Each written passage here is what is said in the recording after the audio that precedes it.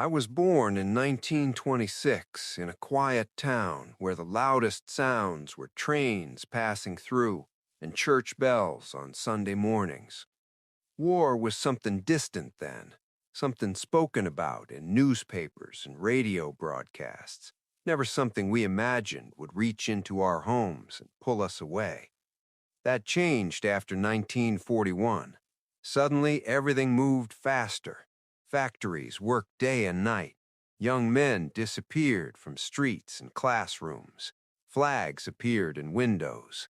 By the time I turned 18, the direction of my life had already been decided.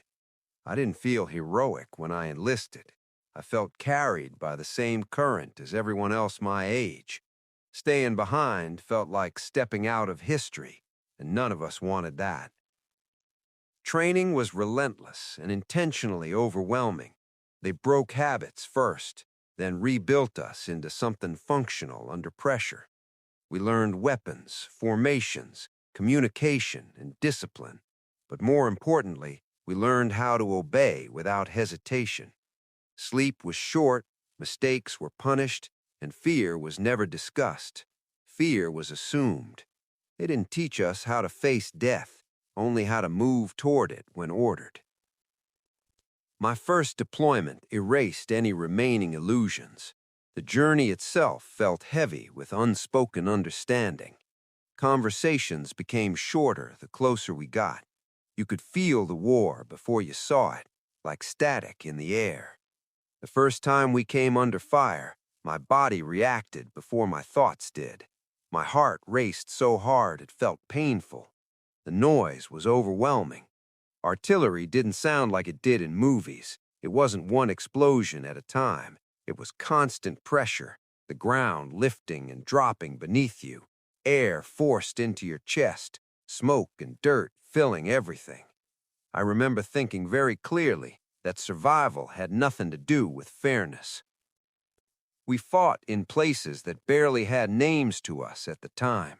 Some engagements we advanced successfully, pushing the enemy back after days of fighting, gaining ground at enormous cost.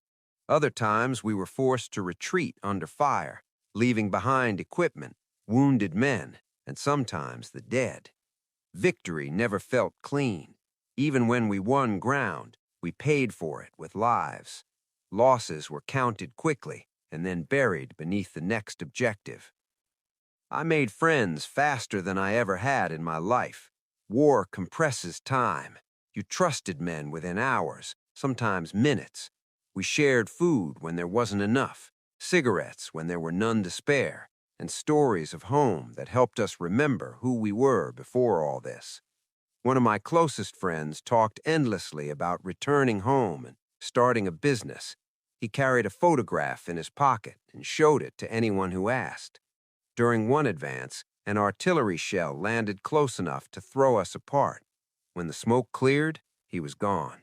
There was no chance to react, no chance to help. One moment he was there, the next he wasn't. We moved on because we had to. That was the first time I understood how quickly the war erased people. As the months passed, battles blended together. Some we won decisively, after long, brutal fighting. Others ended with us barely holding our position. There were nights when enemy fire lasted for hours, and you pressed yourself into the ground, convinced the next round would land on you. Sleep came in minutes, not hours.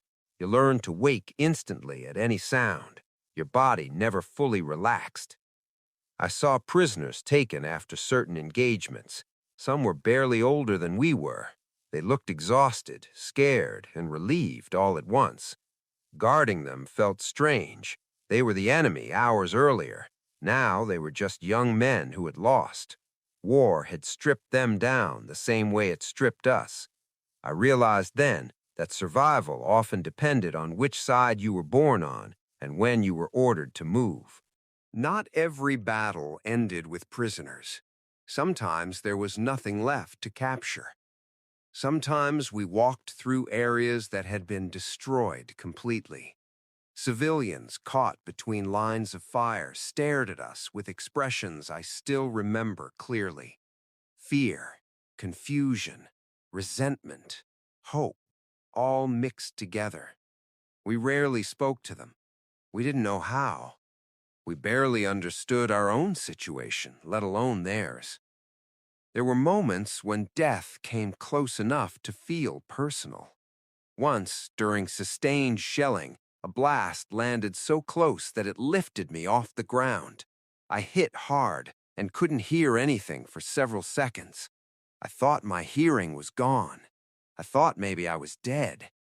When sound returned, it came with screaming. I checked myself, expecting blood. There was none. The man next to me wasn't as lucky. That was when I truly understood that survival wasn't about skill alone.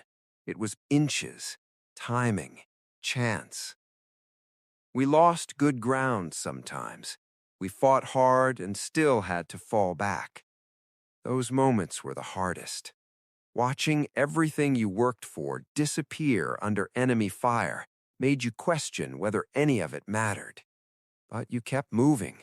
Orders came and you followed them, because stopping meant dying. As casualties increased, replacements arrived. Younger faces, unfamiliar voices. They asked questions we no longer answered honestly. We stopped promising survival. We stopped explaining. Experience had made us cautious in ways training never could. Eventually, rumors of the war ending began to spread. We had heard rumors before and ignored them. Hope was dangerous. When confirmation finally came, the reaction wasn't celebration at first. It was silence, disbelief, then exhaustion so deep it felt physical. We had lived under constant threat for so long that peace felt unreal. Returning home was harder than I expected.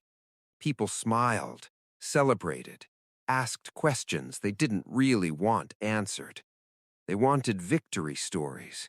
They wanted heroes. The truth didn't fit neatly into conversation. I built a life because that's what was expected. I worked, married, raised a family. From the outside, everything looked normal. Inside, the war stayed. Loud noises made my heart race. Certain smells pulled me back instantly. Sleep came and went. Some nights, memories returned without warning. For years, I didn't talk about it. Silence felt safer. Most of us carried our memories quietly. Now, at this age, memories come back more clearly than ever. Faces return, voices, moments I buried deeply. I think about the battles we won and the ones we lost. I think about friends who never came home. I think about prisoners who survived and civilians who didn't. I think about how young we all were and how quickly the war aged us. I speak now because time is running out, because fewer of us remain who can say honestly that we were there. This isn't a story about glory. It's a record of survival, of fear, of endurance, of what war truly looks like when you are inside it. This is my story. This is what World War II was like from where I stood. And as long as someone listens, it will not be forgotten.